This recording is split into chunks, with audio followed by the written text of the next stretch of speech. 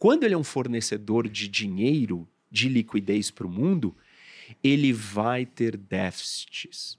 Isso se chama, quem identificou isso é um economista, Triffin.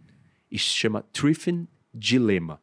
E ele diz o seguinte, a economia, o país que for a moeda de reserva, ele vai ser obrigado a ser o fornecedor de liquidez global. Ou seja, fornecer dinheiro para todo mundo. Quando ele é o fornecedor de dinheiro para todo mundo, ele naturalmente e obrigatoriamente...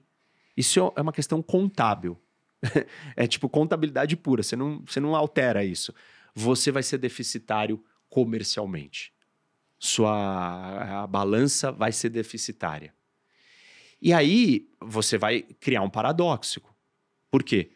Quanto mais deficitário você for, mais todo mundo vai começar a olhar e falar assim, pô, esse cara não vai honrar, ele não merece a minha confiança, ele não vai ter como pagar as contas dele, ele não pode ser o grande provedor da moeda do mundo, ele não pode ser a grande economia que sustenta o mundo.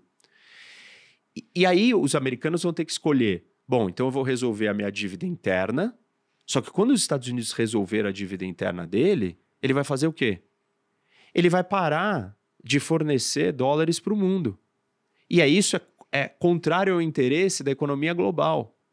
Existe um conflito inerente, essencial na natureza de um modelo econômico de uma moeda de reserva ser de um país com a economia global do mundo.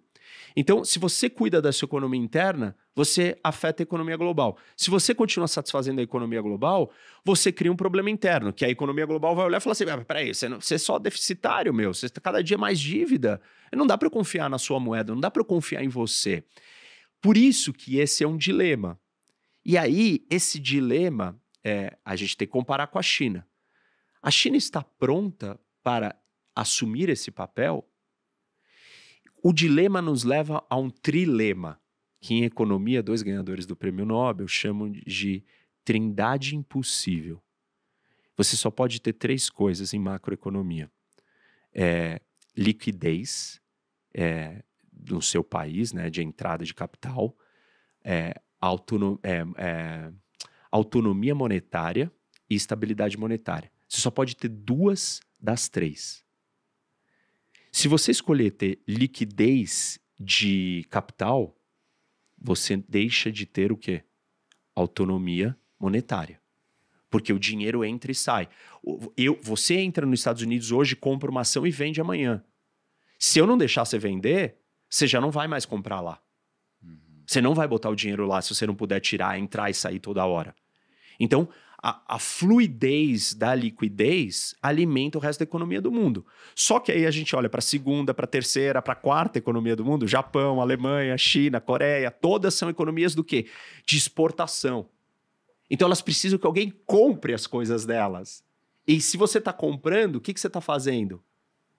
Alguém está te financiando. Por quê? Porque eu estou vendendo... China, né? Eu sou a China, estou vendendo para você. Eu te vendo esse telefone. Aí você pega o telefone e me dá dinheiro. Aí eu recebi um monte de dólares. O que eu faço com esse dólar? Eu não posso gastar esse dólar dentro da China. Porque se eu gastar esse dólar dentro da China, eu vou aumentar o valor da moeda chinesa. E aí eu vou perder competitividade na produção desse telefone. E eu vou gerar desemprego. Então eu não quero fazer isso. A China controla a sua moeda. E se ela controla a sua moeda, ela não está preparada para ser a moeda de reserva do mundo. Se ela decidir não controlar a sua moeda, ela não poderá ser mais uma economia de exportação, porque ela vai perder a vantagem competitiva que ela tem. E aí, então, esse dólar que estava aqui comigo, ele vai para quem? Eu dou esse dólar para você, Estados Unidos, continuar comprando de mim. Como? Eu compro títulos da dívida americana, que não dão rendimento nenhum, agora talvez um pouco mais, para financiar os consumidores americanos. Aí você fala, os Estados Unidos é endividado. Claro, tem... O Ben Bernanke, ele chamou isso de savings glut. Tipo, leiam e estudem sobre isso.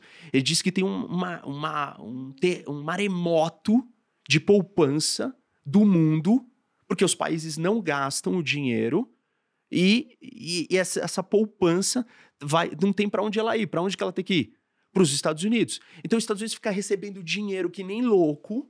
Não é porque é cultural, eu sou gastão. É uma sociedade consumidora. Qualquer sociedade que você dá liberdade para a família consumir, ela vai consumir mais do que guardar. Pô, assim, isso é uma resposta universal.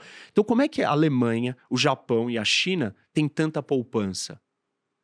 Porque simplesmente eles não dão essa liberdade para a população, para o indivíduo. Eles tiram isso, criam mecanismos onde o dinheiro vai criar uma poupança nacional enorme para financiar investimento. Por que a China tem que exportar? Porque ela não consegue consumir tudo que ela produz. Por que a Alemanha tem que exportar? Porque ela não consome tudo que ela o que ela produz. E o Japão é a mesma coisa. São modelos econômicos que dependem dos Estados Unidos deficitário.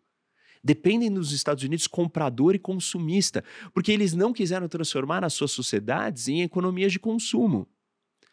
E assim, eles não querem fazer isso porque você tem que mexer com estruturas de poder, de democratizar e tirar o poder de quem está com o poder. Que é a mesma crítica que pode ser feita aos bilionários americanos, que vão lá, influenciam o Congresso para não perder o seu dinheiro, para pagarem menos imposto e tal. É isso, é essa dificuldade, que na democracia pode ser vencida em algum momento, mas numa ditadura ela jamais vai ser vencida por vontade das outros. Enfim, assim, tentei dar uma resumida aqui dessa história do dólar. Acho que dá pra gente... Tem outras coisas assim disso do dólar para pensar, que é o seguinte: se não vai ter o dólar, vai ter que ter outra moeda para substituir o dólar.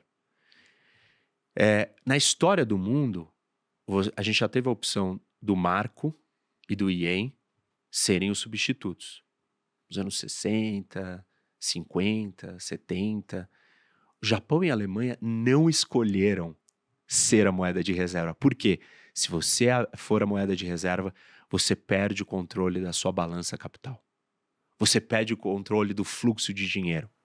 De vários elementos da sua economia monetária, você não tem mais controle. Porque você é o fornecedor de dinheiro para o mundo inteiro. Então não tem como. E assim, então a pergunta agora é: a China quer ser a moeda de reserva do mundo? A resposta óbvia, não.